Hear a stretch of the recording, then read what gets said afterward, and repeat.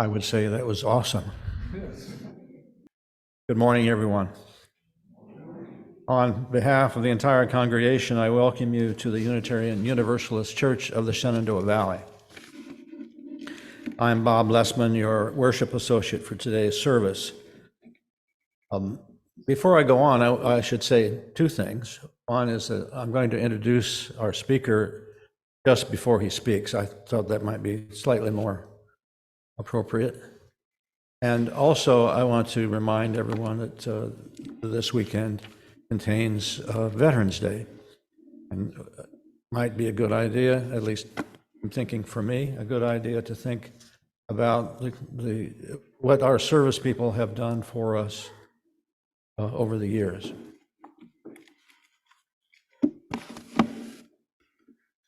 We wish to acknowledge that we are on the traditional lands of the Shawnee and the Manohoc tribes who lived in this area prior to the arrival of European settlers who then took the land for their own. We come together each Sunday morning as a community of seekers of what is important in our lives, seekers of understanding in the face of uncertainty and loss, seekers of forgiveness for our shortcomings, seekers of gratitude for the unexpected gifts we receive from all around us. We gather in awe of the beauty of nature and the mysteries of the universe. But most importantly, we come together as seekers of a community of love and empowerment, celebrating our search for truth and meaning in our daily lives. Now, as Henry Tickner comes forward to light the chalice, let us all say together, here and from our homes, the words for lighting our chalice. In the light of truth and in the warmth of love, we gather to seek, to sustain, to share. And I invite you to join me as we say our covenant. Just a minute. Love is the spirit of this church. The quest for truth is its sacrament. To dwell together in peace, to seek the truth and freedom, and to help our neighbor. To these ends, we covenant one with another. Thank you. For our opening song, please stand in body or spirit as we sing number 158 in the gray hymnal, Praise the Source of Faith and Learning.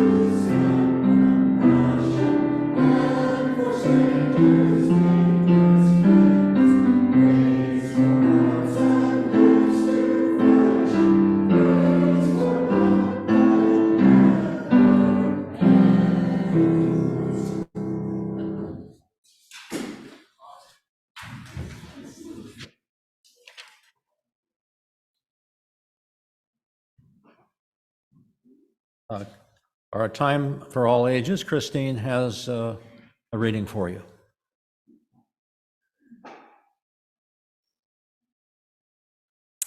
Thanks, Bob.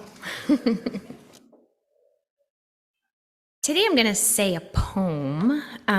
Its name is Let Us Be Awestruck, and it was written in a commemoration of the Jewish New Year.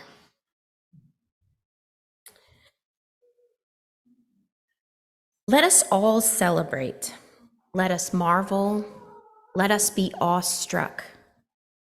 For the same force that brought our planet into being, the same force that evolved tiny atoms and molecules and DNA into intelligent life, the same power that transforms summer into autumn and autumn into winter, that same power is still at work in the universe and in all of us, always bringing new seasons, new creations, and new possibilities.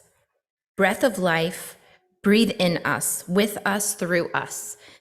This day, as we gather, one in community, one in commitment to truth, love, and justice, open our minds and our hearts to the new that's always being created.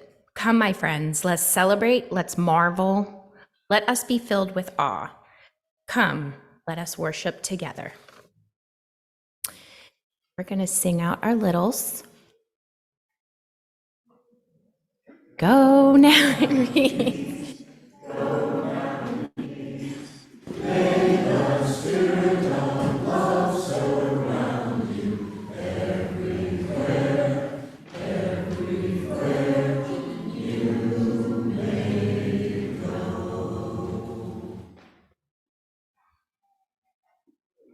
Words for meditation this morning. Number 441 in the gray hymnal. You may follow along if you like.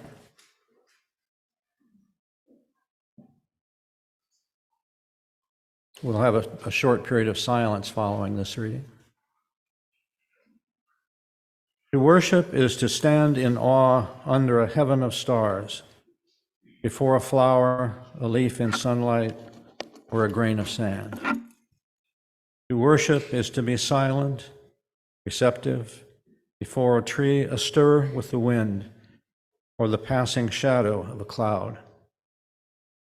To worship is to work with dedication and with skill, and it is to pause from work and listen to a strain of music. To worship is to sing with the singing beauty of the earth. It is to listen through a storm to the still small voice within. Worship is a loneliness seeking communion. It is a thirsty land crying out for rain. Worship is kindred fire within our hearts. It moves through deeds of kindness and through acts of love. Worship is the mystery within us, reaching out to the mystery beyond. It is an inarticulate silence, yearning to speak. It is the window of the moment, open to the sky of the eternal.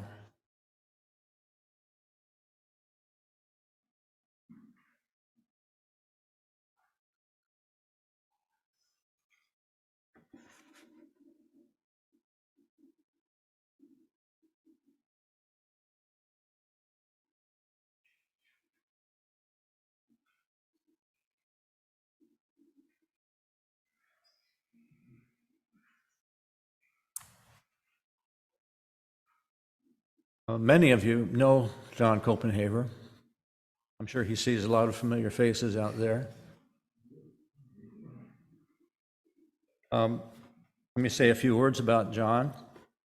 He was born and raised in Roanoke, and he is at present Professor Emeritus of Religion and Philosophy at Shenandoah University. And he is an ordained elder in the United Methodist Church. He has been in ministry for 37 years, and 27 of those years he was on the faculty of Shenandoah University. He's been active in justice work with the Virginia Interfaith Center for Public Policy, serving as vice chair of its board of directors for several years. Locally, he helped to found the Valley Interfaith Council and was president for over a decade. Over the last few years, he's been writing a book on awe and working to start a nonprofit called Hand Up Loans, which plans to offer fee-based consumer loans to people trapped in high interest. He's an avid skier and hiker. With his son Thomas, he recently walked 160 miles of the Camino in Portugal and Spain. John.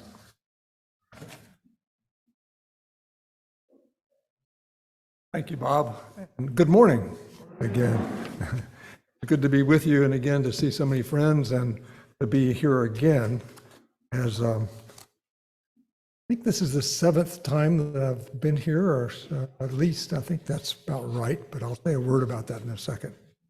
But we have a reading for today, and so this is a very short reading from the book of Genesis, and it's one of the earliest accounts of an experience of awe. I invite you to listen. Meanwhile, Jacob left Beersheba and set out for Haran. He reached a certain place where he decided to camp because the sun had gone down. He took one of the stones and placed it near his head. Some translations say, I always thought he put a stone down and slept on the stone, but this translation I think gets it right. Placed a stone near his head. Then he fell asleep, and in that place he had a dream. He saw a stairway erected on the earth with its tops reaching to heaven. The angels of God were going up and coming down it, and the Lord stood at its top. skipping a few verses. Then Jacob woke up and thought, surely the Lord is in this place, but I did not realize it. He was afraid and said, what an awesome place this is. This is nothing else than the house of God. This is the gate of heaven. Early in the morning, Jacob took the stone he had placed near his head and set it up as a sacred stone. Then he poured oil on top of it, and he called that place Bethel. This ends the reading. I'll just note, I think it's kind of interesting that the only synagogue in Winchester is named Bethel, and the name is our local synagogue, and Marcia and I attend Bethel Lutheran Church, so both of them prominent in a reflection of the importance of this sacred space. I mentioned being here before. I've spoken on a number of controversial topics, such as interfaith peacemaking in the Middle East, which seemed like it should be today, the death penalty, predatory lending, spirituality versus religion, and then even the dangerous topic, theology. All the way back when Bob Hughes was your minister, I spoke about nonviolence, overcoming evil with truth and love. The fact that I've chosen these difficult or controversial topics is a compliment to this congregation and to Unitarian Universalists. I find this congregation and UUs in general, people who are willing to wrestle with difficult issues, both intellectual and ethical. Almost 20 years ago, I began writing about the experience of awe as a way to help my students relate to religious experience. I knew some students had spiritual or religious experiences, but certainly not all of them. And I thought, thinking at the time, that the experience of awe, which psychologists view as a universal human emotion, is in some ways analogous to religious experience. In fact, this emerging scientific research on awe found that religion and spirituality are two of the most common elicitors of the experience of awe. They follow closely behind awe-inspiring people like you and awe-inspiring natural beauty. I found that students could have a better understanding of religious experience if they could draw on their own experiences of awe. I put that writing aside during the Iraq War, but I never lost interest in it. I returned to it about 3 years ago in retirement to find a significant body of scientific research on awe emerging out of positive psychology. Since then, I've been writing a book, and when I was about 8 chapters into a 9-chapter book, this book got published. Damn it, he beat me to it. It's called Awe, the New Science of Everyday Wonder, and how you can transform your life. There you go. By Dacher Keltner, and he was one of the early researchers that I was looking at. So anyway, you may have heard his interviews on NPR, and that said, I have returned to my writing because I think I have something else to add, but at any rate, because I wish I'd written it for sooner. My message today is an edited and abbreviated version of a torch paper. I know you'll appreciate the abbreviation. Maybe not brief enough, but anyway, let's begin with positive psychology as in the study of awe. Some psychologists see positive psychology as a fourth wave of psychology of the discipline. They view the first wave as the disease model, which focused on mental disorders.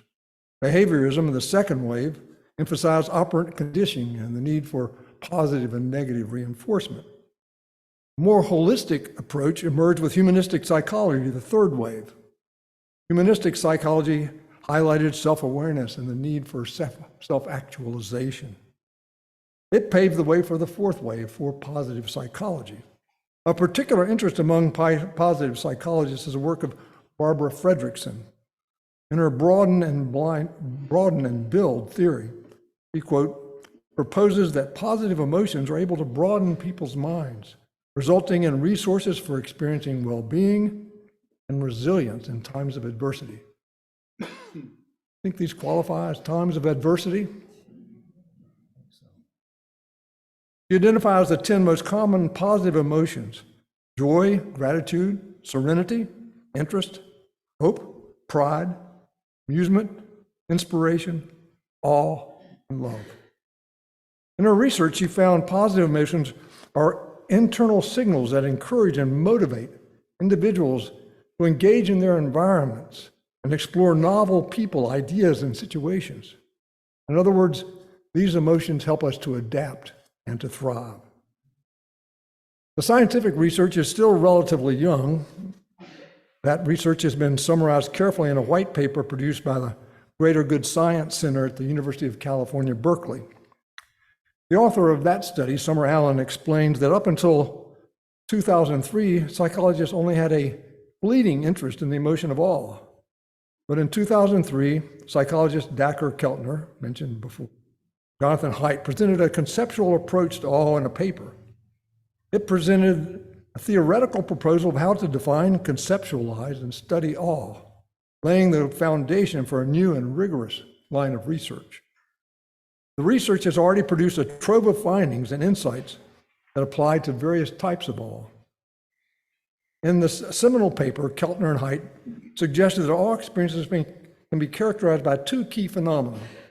First is the perception of vastness, perceiving vastness. And then following that, a need for accommodation. The need for accommodation occurs because our ordinary mental perceptions are no longer conceptions, are no longer adequate. The popular language of a mind-blowing experience gets to the effect of the perceived vastness, which is not limited to physical enormity, but includes conceptual vastness or artistic virtuosity. The subject feels a need for cognitive realignment, things what I thought before is not adequate to cover this. Experiences are often accompanied by a diminished sense of self. They call that the small self. Feelings of connectedness with others, and a sense of being in the presence of something greater than oneself. Based on this, Keltner and Haidt classify experiences of awe as STEs, self-transcending experiences. So what are the key elicitors of awe? The author highlights 4 key elicitors: nature, threat-based awe, spiritual and religious experiences, and the overview effect. The overview effect is the awe astronauts report feeling when they're viewing this Earth from outer space. So often they have spoken of this in their experiences. Other common elicitors of awe are music, art, people who demonstrate exceptional virtuosity in either the arts or athletics. Regarding spiritual experiences, 2 researchers found that an experience of the numinous among the key elements, key themes. The numinous has its roots in the Latin word numen, meaning spirit or presence. So that's obviously what Jacob was experiencing at Bethel, an experience of the numinous. Who or what kind of people are most likely to experience awe? Not surprisingly, those who scored highly on, quote, openness to new experiences and personality traits report feelings of awe in general. In some studies, those who reported being extroverted experience more awe, but the data is not conclusive on that. Are the religious more likely to experience awe? Research showed that neither the religious nor the secular have a corner on experiencing awe. We're on even ground, and each one's perspective should be appreciated and respected. The question is, what can we learn from each other? How can we enhance the effects of awe for all? Before I highlight the benefits of awe, I'd like to examine briefly 2 theories of the evolution of the emotion of awe and the methods used by researchers. Following Darwin's view that the emotions developed because they offered some sort of fitness advantage, researchers presented 2 theories about the origins of awe. One termed the social first theory, and the second, the nature first theory. The social first theory holds that awe evolved to maintain social hierarchies and promote cohesion in societies. This primordial awe is a response to a powerful leader whose presence elicits reverence and devotion. In the presence of this leader, the interests of the individual are subordinated in deference to the powerful leader.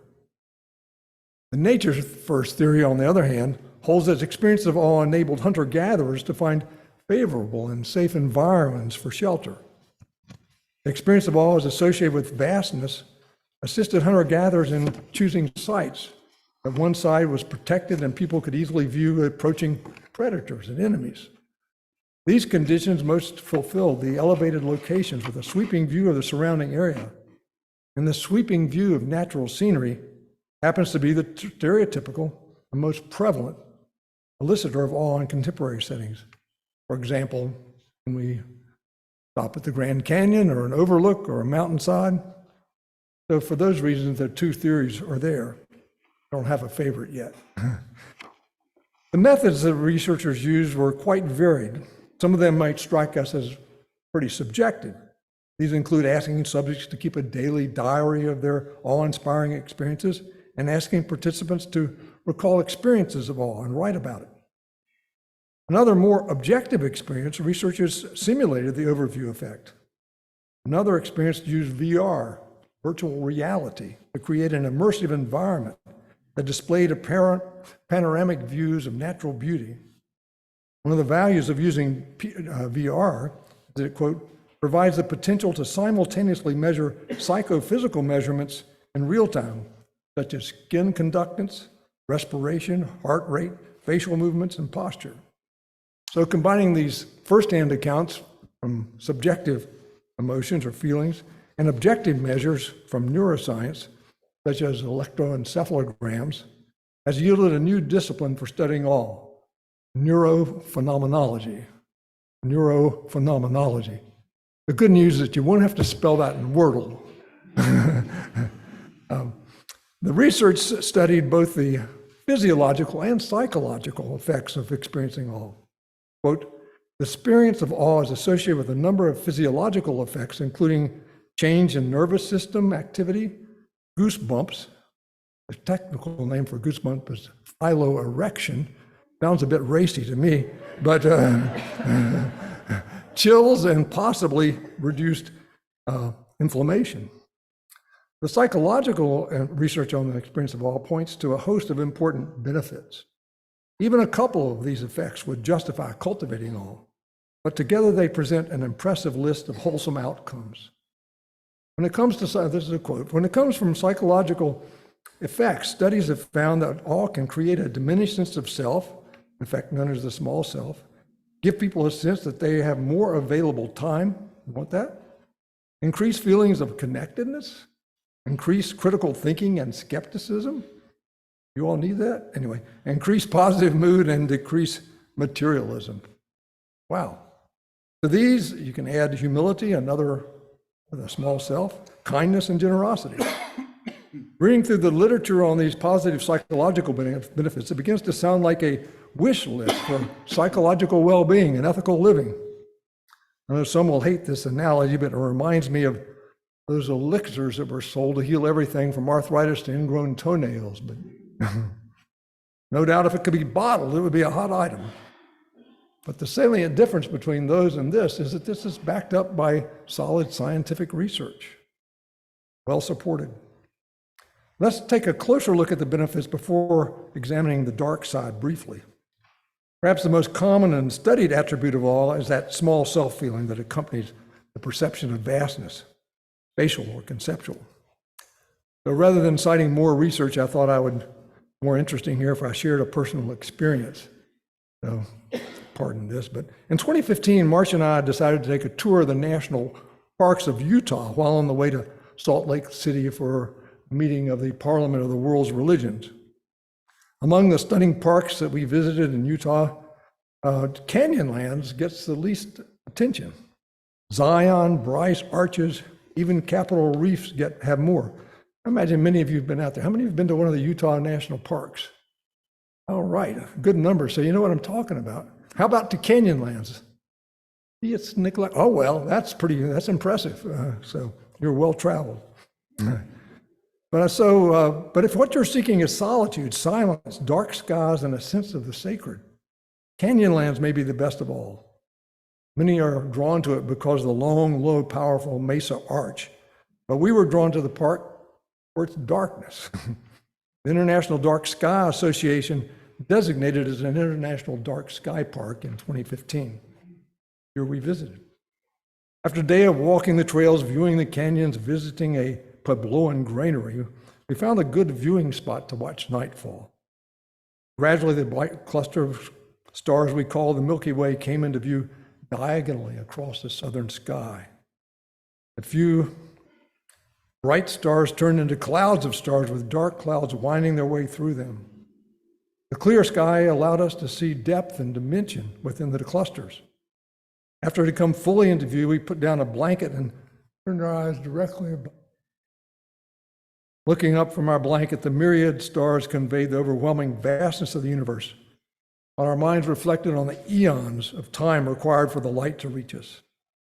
Our relative insignificance in both size and lifespan could have been unnerving and disoriented, but it provided a sense of perspective that was calming, consoling. It had a way of liberating us from our stifling and stultifying prison of self-importance and opened us to a moment where anxious concerns could fade away. For us, the solitude, silence, and beauty of the universe stilled us and filled us with profound awe, gratitude, and peace settled in like a benediction. It seemed like all the experience of the day had conspired to drive home our smallness and transience.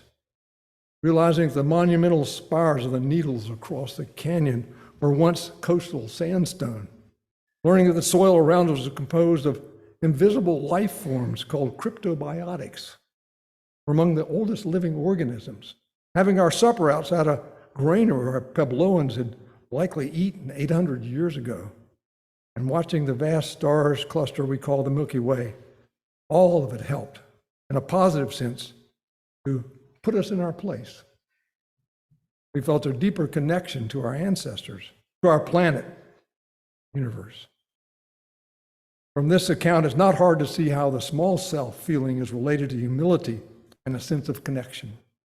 Studies found that experience of awe of a greater spiritual humility for the religious, while for the non-religious, associated with a greater feeling of intellectual humility, which researchers define as a willingness to change beliefs when confronted with conflicting information related to a need for cognitive accommodation. One of the most encouraging aspects of the research was the effect of awe on human behavior. People with dispositional awe, or those who are recently experienced awe, displayed greater altruism as measured in actual behavior. Now for the except when it isn't. Sustained research on negative awe is even more recent than this. It started in 2016. Several researchers produced a paper titled The Dark Side of the Sublime. Dark Side of the Sublime, distinguishing a threat-based variation of awe. Although not as common as awe elicited by nature or human virtue, their study of over 200 participants recounted experience of awe found that about 20% of those experiences were negative or threat-based awe. Two examples most frequently cited, of course these reflect the times of the research, was watching the Space Challenger explode in space, knowing the people, and then the 9/11 attack on World Trade Center. I remember walking into the chaplain's office at FU and just being stunned as a second plane flew into the... These researchers found that these negative or threat-based awe produce significantly different outcomes in the beholder. While positive experience of awe engage the parasympathetic nervous system, which is associated with social connection, state, and positive tonic effect, the threat-based awe activity activates the sympathetic nervous system, increasing vigilance, heart rate, and fight or flight physiological response. The fear and anxiety that accompany threat-based awe also accompanied a feeling of loss of control and powerlessness. So these effects are similar to PTSD. There may, however, be a silver lining to negative awe. The fear and anxiety associated with negative awe arouses the sympathetic autonomous nervous system, increasing vigilance and enabling a person to better respond to immediate threats. I've had experiences of negative awe that may have saved my life, as a matter of fact.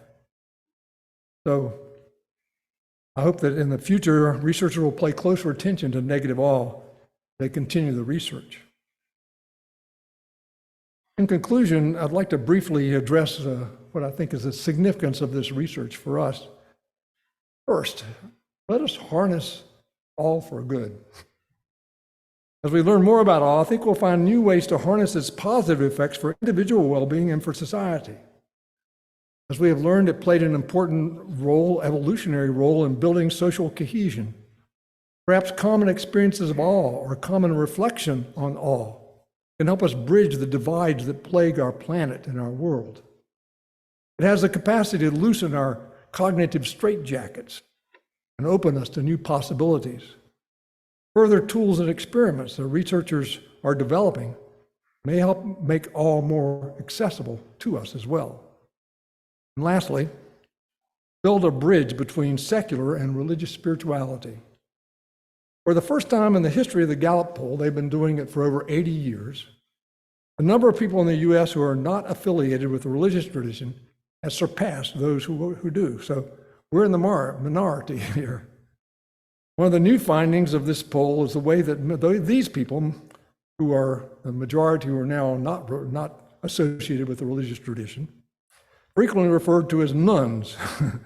they're not there. So it's growing in all age groups. It used to be just the younger people, but now it's growing among the elderly as well. And a majority of these nuns identify as being, quote, spiritual but not religious. Probably know the phrase, it's very popular. Spiritual but not religious. And for many, their spirituality is associated with awe.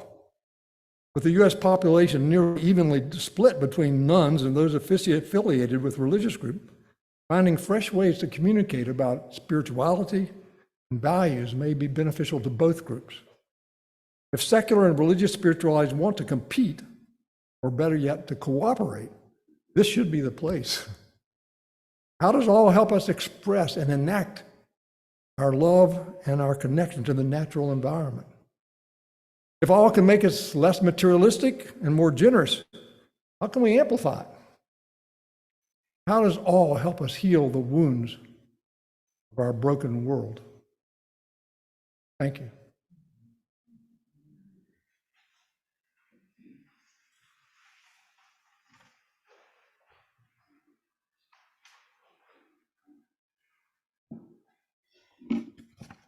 Thank you, John.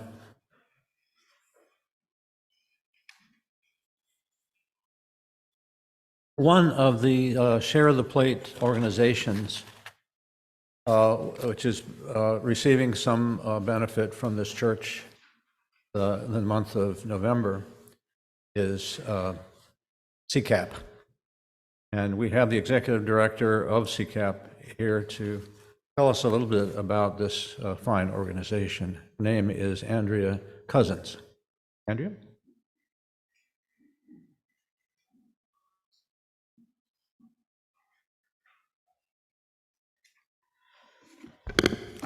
Thank you and good morning. How are y'all doing? So in 1974, a priest, a rabbi, and a minister walked into a bar, and out came CCAP.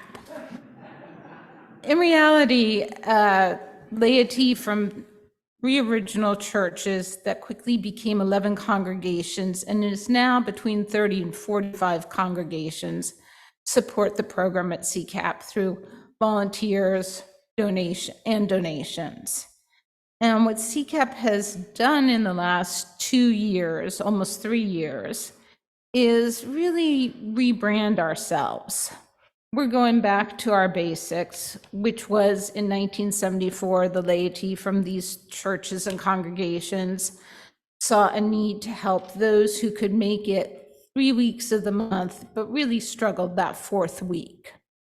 And they figured out, what can we do to help those people, support those people, families, that 4th week of the month?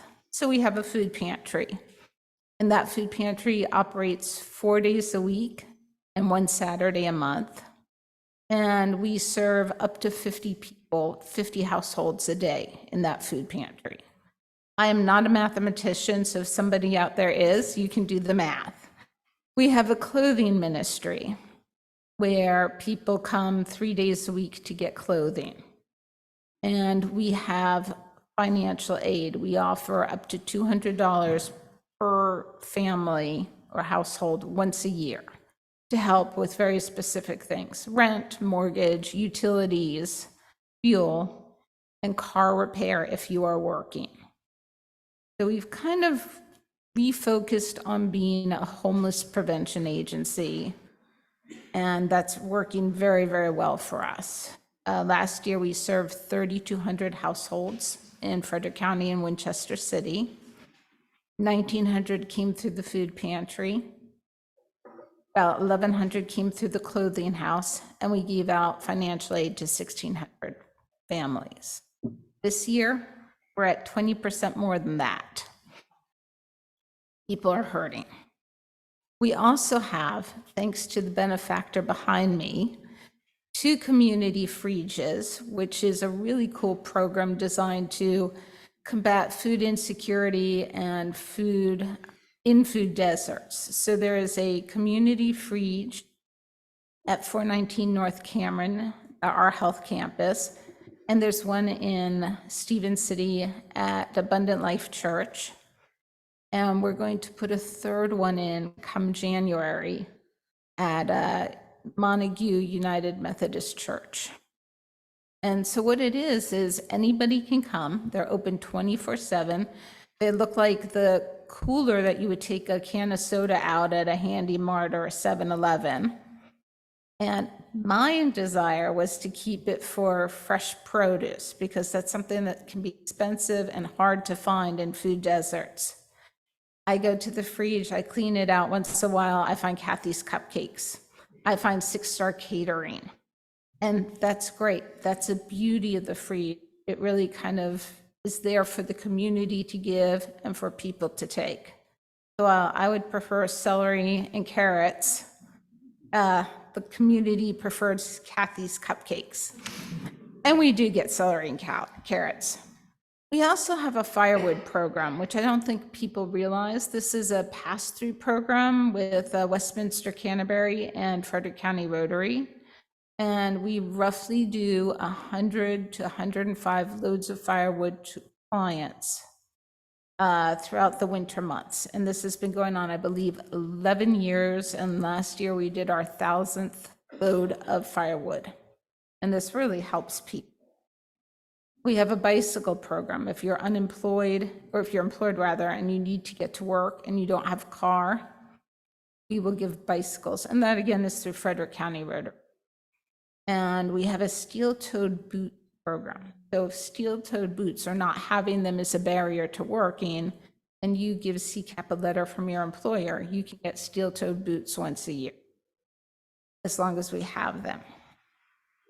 So that is what CCAP does, along with providing what one of my board members calls a relational ministry, giving out love, non-judgmental. And just to be sure, because this has always been a point of not contention, but explanation, it is Congregational Community Action Project. But at least under my watch, any client who has a need gets it met, regardless of race, gender, creed. I don't care. People are hurting. We need to help. And that is something that all of my volunteers know, all of my congregations who support me know. And it's just really cool to see the diverse array of people who come through our doors. I have a couple volunteers here, and they can tell you that sometimes it gets interesting because we use Google Translate a lot, but we do get it done. And I thank you for taking this November to help support CCAP. I would love to give anyone a tour. I think it's a pretty cool place. There's been a lot of changes in the last 3 years. There's probably going to continue a lot more changes. And if you want to volunteer your time, it can be as little as a one and done, go clean the fridge, go stock it, or as Marcia does, once a week, 3 hours a day of your time. It's just, I couldn't run it without my volunteer. So thank you. Any questions? And I really appreciate your time, and I'm going to run because I have another function.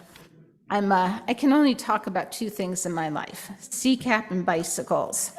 And Girls on the Run has asked the Winchester Wheelmen to be a parade marshal for their 5K run today.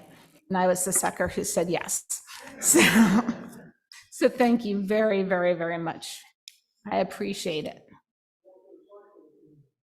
Oh yeah, I did. I cycled the same route you took. Yeah. Yeah, there were 2 days that we ended up pushing the bike 2 miles. But the awe that John talked about, I found in the eucalyptus forest.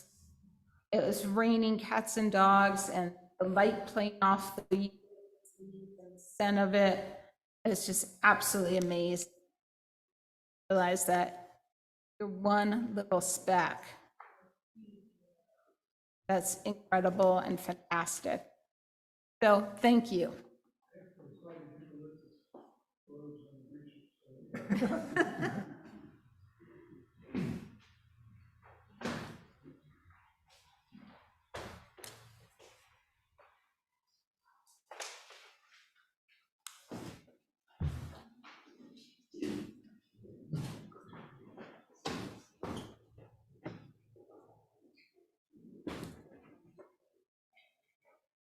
The purpose of the church is to encourage all who gather to grow more generous in spirit and in action. We will now gratefully receive an offering to sustain this self-supporting church and its ministries within and beyond our walls. If you happen to be watching online, we hope you will consider making an offering after today's service through our webpage, uushenandoah.org.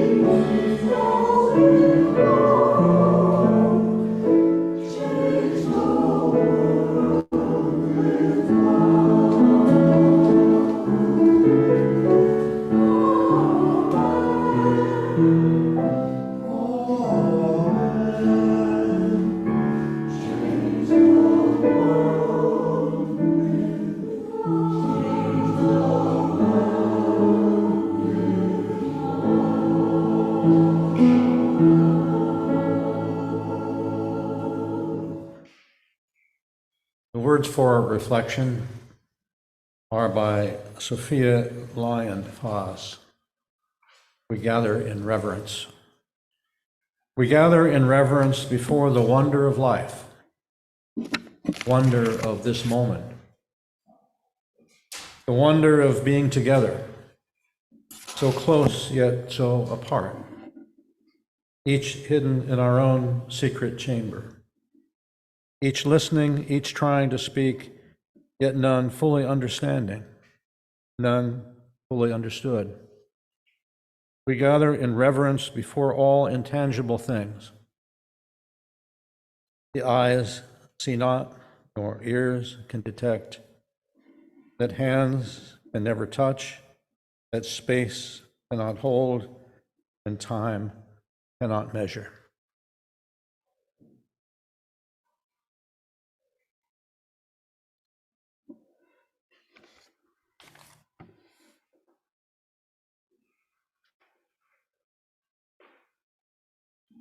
Now, as Henry comes forward, let us all say together here and from our homes the words for extinguishing our chalice. We extinguish this flame, but not the light of truth, the warmth of our community, or the fire of commitment. These we carry in our hearts until we meet again.